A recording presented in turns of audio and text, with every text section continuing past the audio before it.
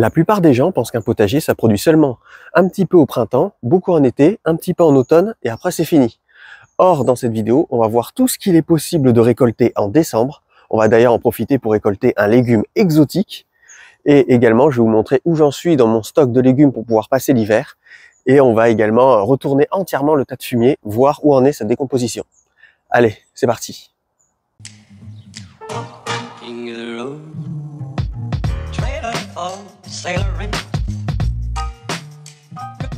Je suis Alex et bienvenue sur la chaîne Personne Connaît.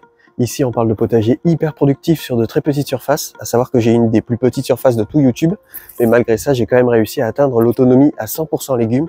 Et dans cette vidéo, on va voir ce que ça donne en décembre. Alors déjà, cette partie-là du potager, on peut l'oublier, car elle est en repos végétatif. On ne peut rien y produire ici l'hiver à cause du manque de luminosité, dû à l'ombre portée de la maison des voisins, sachant que le sud est par là. Donc du coup, toute cette zone-là a trop d'obscurité pour pouvoir y planter quoi que ce soit. Donc je la laisse en jachère le temps de l'hiver et je la reprendrai au printemps. Mais là, ce qui nous intéresse, c'est la partie qui produit pendant la durée de l'hiver, c'est cette zone-là. Du coup, on va voir ce qui y pousse. Ici, j'ai mes lignes de carottes qui continuent de pousser. Elles se portent assez bien. Là, on voit qu'elles commencent déjà à s'épaissir. Donc j'estime cette récolte de carottes vers la fin du printemps de l'année prochaine. Et après, j'enchaînerai direct sur les cultures d'été, sur cette planche de culture. Ici, j'ai les choux de Bruxelles qui ne poussent pas aussi bien uniformément. C'est-à-dire qu'il y en a certains qui poussent mieux que d'autres. Lui, par exemple, je vais récolter tous les choux de Bruxelles jusqu'ici. Et là, on voit qu'il y en a qui commencent à revenir. Lui, malheureusement, je n'ai pas pu encore récolter de choux de Bruxelles. Donc, je le laisse et puis on verra bien ce que ça a donné. Peut-être qu'il commencera à en produire plus tard. Là, on voit, ils sont encore un peu petits. On verra bien plus tard ce que ça a donné. Lui, j'ai récolté tous les choux de Bruxelles jusqu'ici.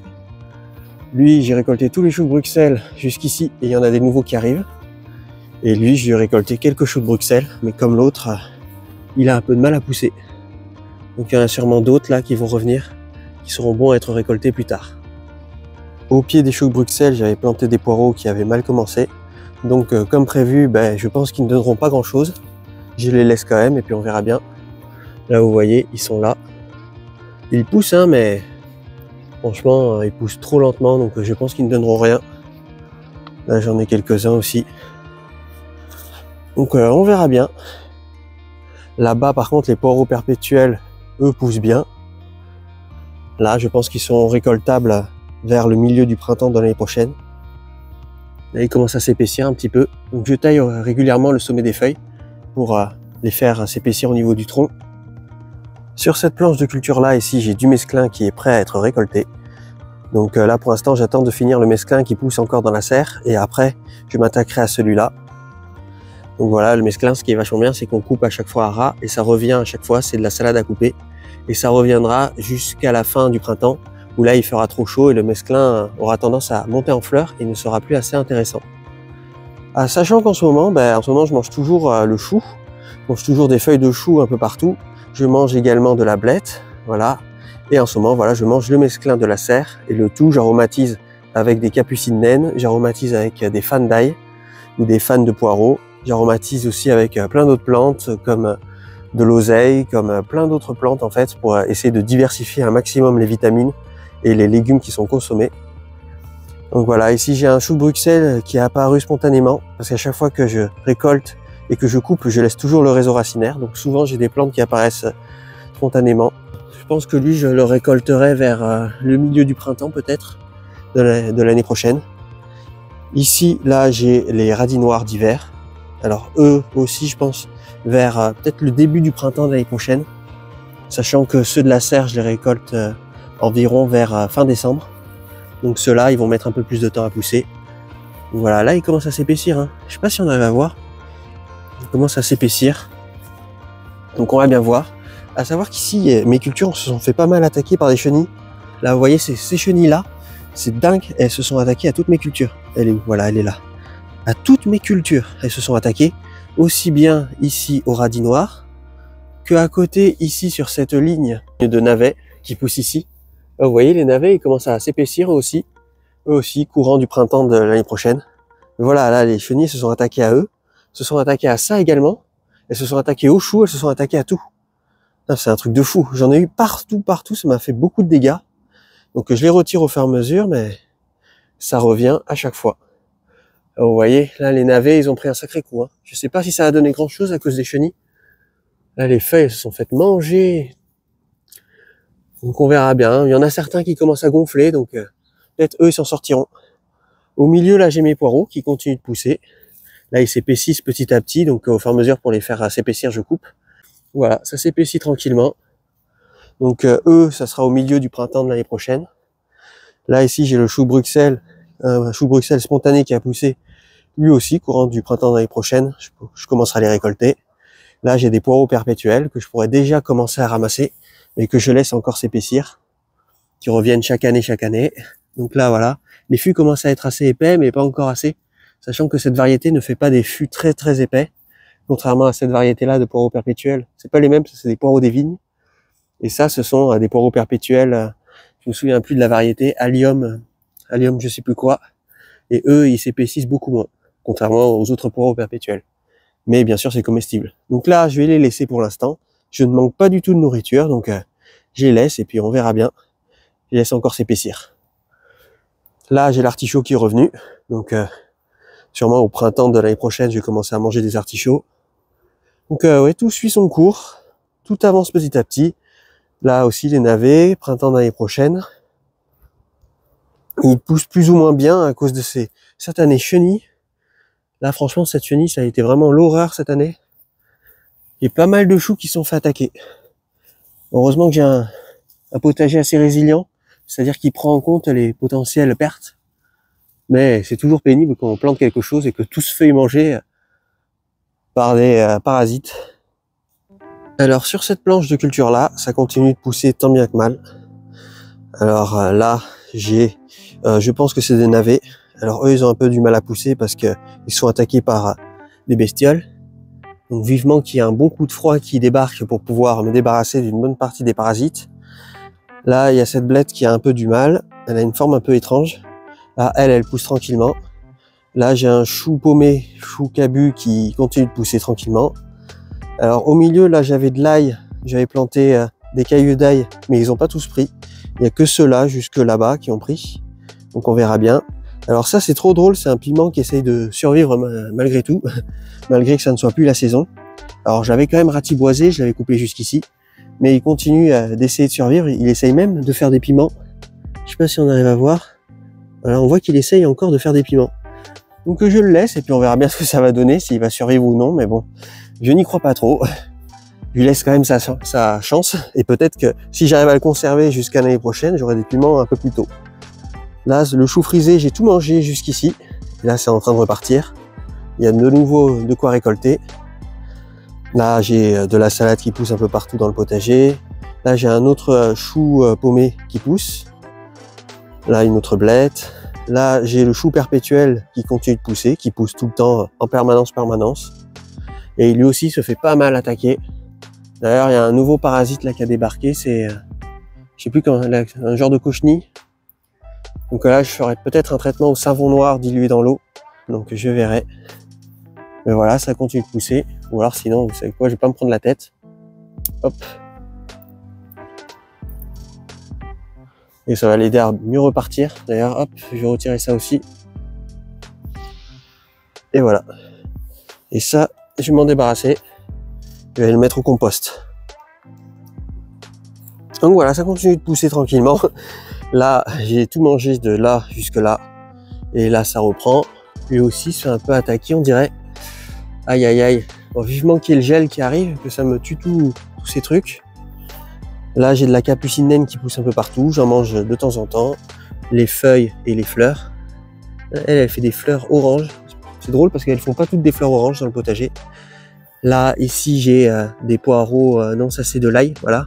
Là, j'ai de l'ail qui pousse tranquillement. Là, on peut voir. De la blette. Et là, j'ai l'artichaut, voilà, qui a repris ici également.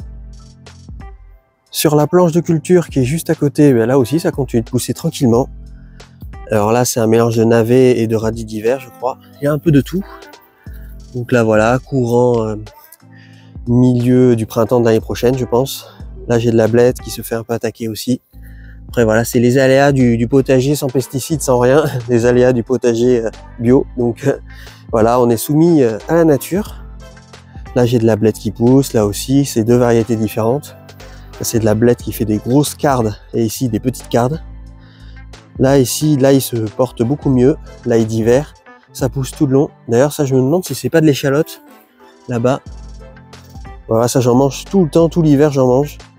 De la blette, là ça aussi tout l'hiver j'en mange, j'ai tout mangé jusqu'ici. Et là ça continue de pousser.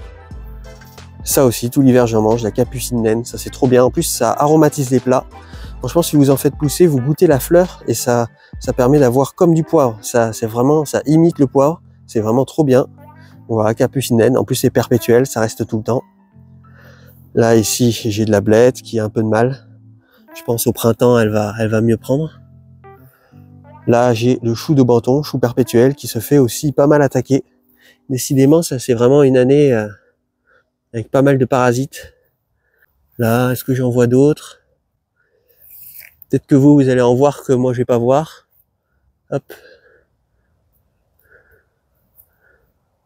Voilà, oh bah dis donc. Là il y en a pas mal hein. Ça c'est quoi, elle est vivante ou morte? Vivante.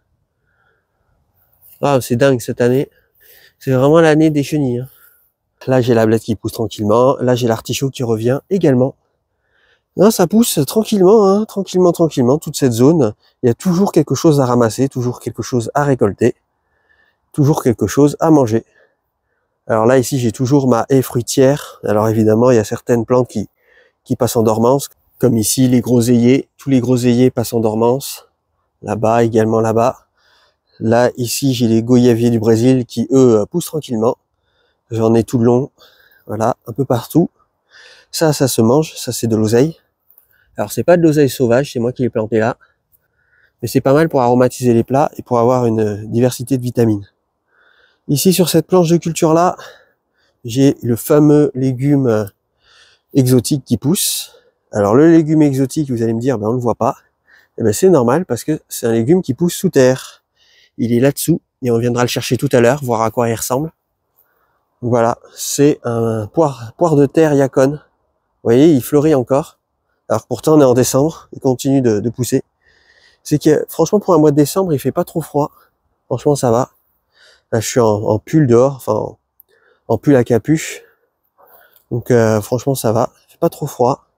Là ça continue de pousser. Alors lui par contre lui il a explosé. Là c'est vraiment l'explosion, l'artichaut. Ça se trouve il va même me faire un artichaut bientôt là. Ça continue. Pas encore mais lui il se porte hyper bien. Voilà, là j'ai framboisiers qui eux aussi partent en dormance. Donc là, l'artichaut, il est devenu énorme au point d'étouffer les autres cultures qu'il y a à côté, comme ici le chou perpétuel d'Aubenton.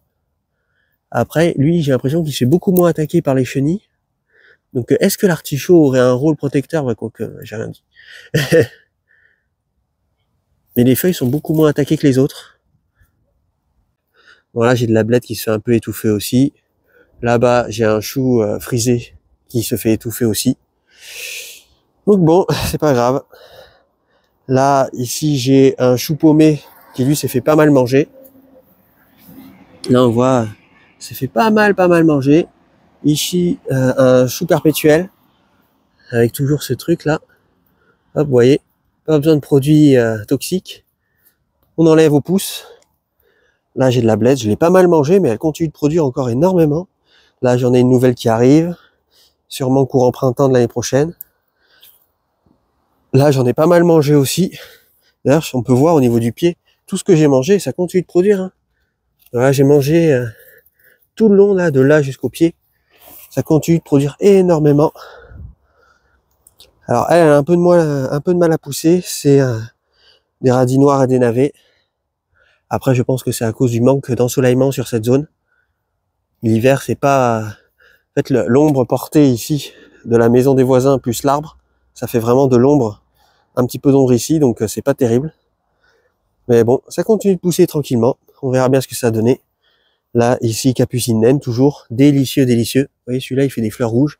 Trop beau. Là, toujours de la blette. Et là également, que j'ai bien mangé aussi. Voilà. la chaux frisée, et Capucine naine qui se fait un peu étouffer. Et à côté de cette zone de culture, la dernière zone de culture qui est juste ici. Alors là, j'ai les petits pois qui continuent de pousser tranquillement. Ils font d'ailleurs des fleurs. Donc je ne sais pas quand est-ce que vont arriver les petits pois. Je pense début du printemps. Mais ils tiennent le coup, malgré qu'il n'y ait pas beaucoup de luminosité et qu'il fasse assez froid. Là, ici, j'ai de l'oseille que je continue de manger. Avec un oignon que j'ai oublié, je pense, qui pousse là. Là, tout le long ici, j'ai les choux Bruxelles qui continuent de pousser. Je les ai pas mal récoltés. Là, on voit, j'ai récolté jusque là. Et il y en a des nouveaux qui arrivent. Hop.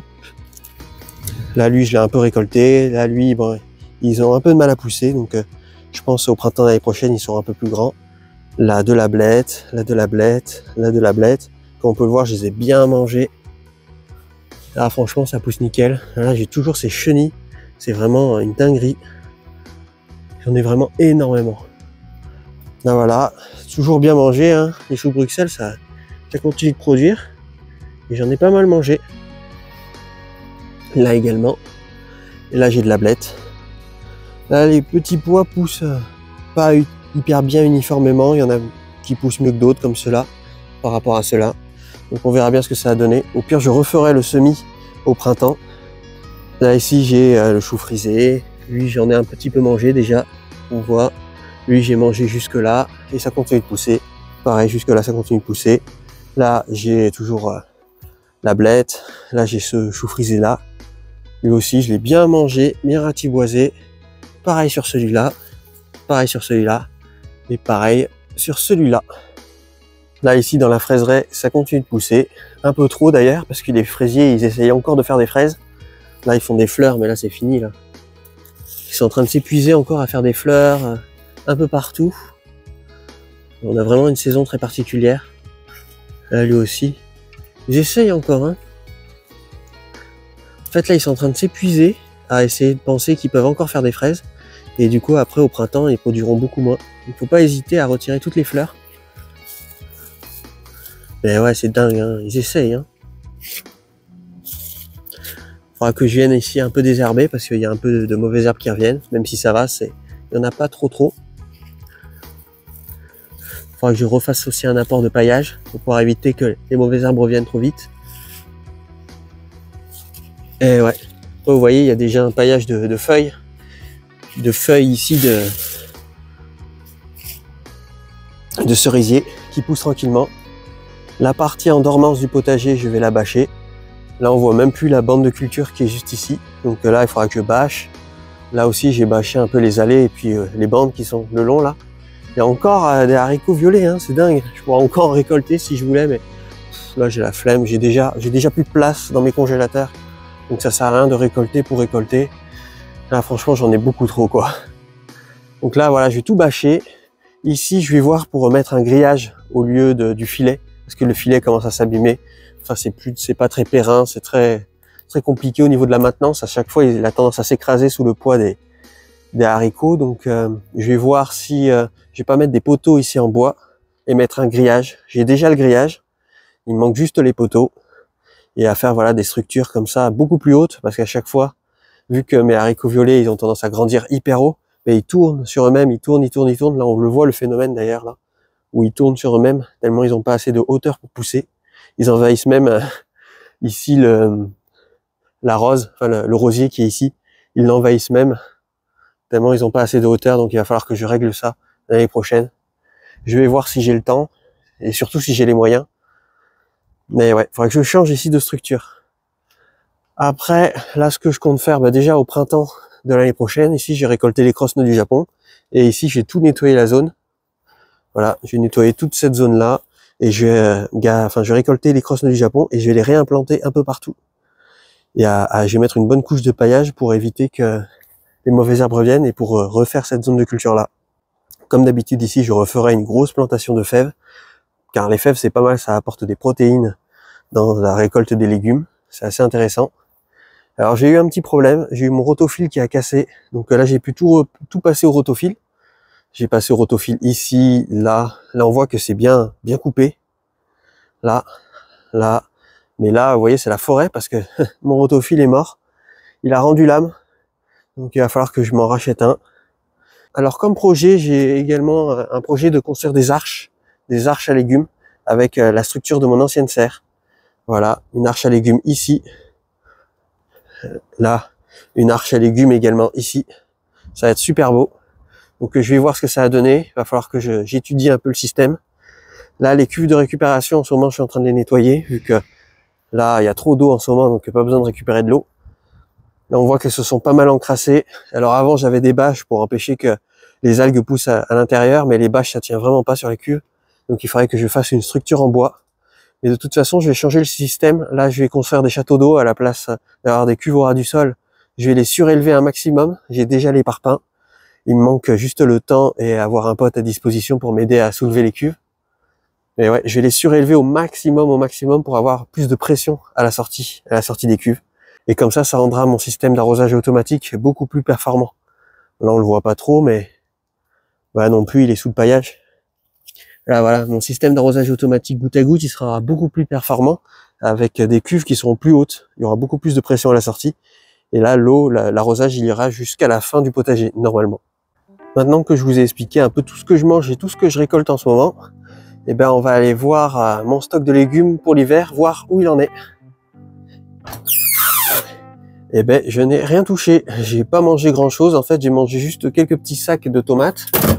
Voilà, j'ai mangé quelques petits sacs de tomates et aussi un petit sac de haricots violets. Mais sinon, j'ai pas mangé grand chose, donc c'est encore plein à craquer, prêt à tenir jusqu'à l'arrivée du potager de l'année prochaine. Mais là, c'est blindé. En fait, j'ai surtout pris des légumes à l'intérieur de ces congélateurs pour varier un peu mon alimentation et ne pas manger tout le temps que la même chose. Mais pour l'instant, voilà, c'est toujours plein à craquer. J'ai encore un sacré stock. Donc là, je suis tranquille.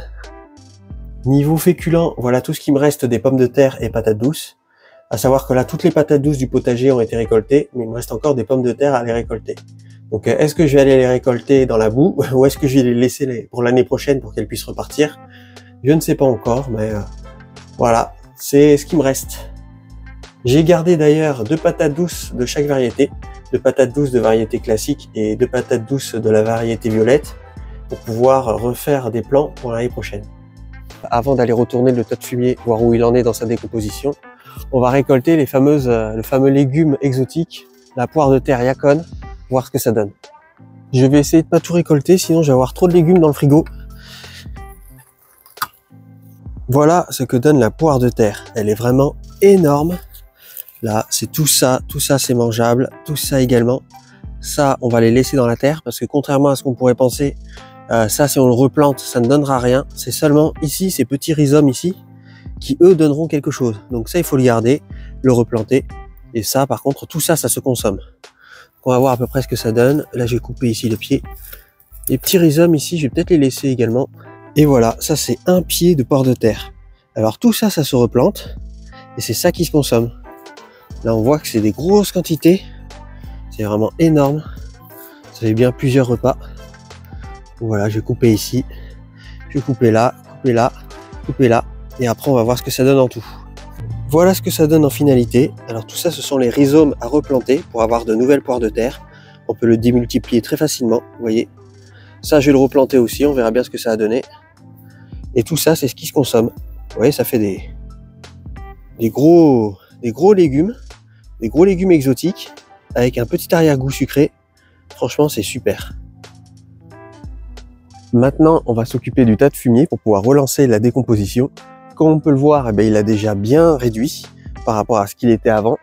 Et à l'intérieur, je vais y rajouter du compost de déchets de cuisine et également la tige de la poire de terre Yacon qu'on a ramassée tout à l'heure. On va retirer la bâche. Alors la bâche, normalement, elle sert à éviter le lessivage par les eaux de pluie. Là, regardez, on voit que ça s'est bien décomposé. Alors j'ai continué de rajouter des déchets de cuisine. On peut le voir un peu partout. Et quand on va tout retourner, on va rajouter ça coupé en petits morceaux pour que ça se décompose plus vite. Et également, voilà, mes déchets de cuisine. Pour faire ça, je me suis acheté une toute nouvelle fourche parce que mon ancienne fourche est cassée et elle est irréparable. Et du coup, ben, hop, c'est parti.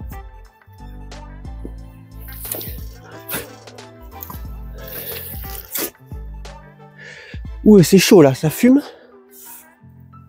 Je sens la chaleur. Voilà, j'ai tout retourné. Maintenant, ce que je vais faire, je vais y verser quelques arrosoirs pour pouvoir relancer la décomposition. Alors, il faut pas lésiner, il faut y aller à fond, surtout au cœur du tas. Maintenant que j'ai bien tout détrempé, je vais y rajouter mes déchets de cuisine. Voilà. Et maintenant que c'est fait, je vais reformer le tas en mélangeant bien toutes les couches et faire une espèce de cuvette. Comme ça, quand l'eau tombera dessus, elle pénétrera en profondeur. Voilà le résultat. J'ai mis la couche sèche par-dessus la couche humide. Là, on peut voir que c'est un peu sec. C'est pas hyper sec parce que c'est encore un peu humide, mais c'est pas non plus très mouillé. Donc je pense que j'étais mal parti dès le début.